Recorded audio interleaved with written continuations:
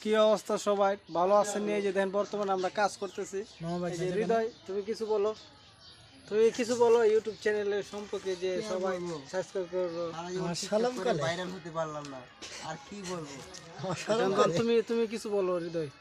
মামা তুমি কিছু বলো আমি শিয়া দৌ তো কম বলো যে ইউটিউব চ্যানেলটা সবাই সাবস্ক্রাইব করবেন তারপরে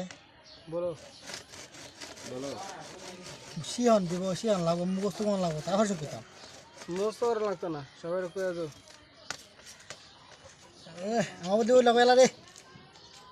এই দেখতে পাচ্ছেন এত কষ্ট করে আমরা কাজ করতেছি এই কাজের বিনিময়ে আমাদের ভিডিওটা একটু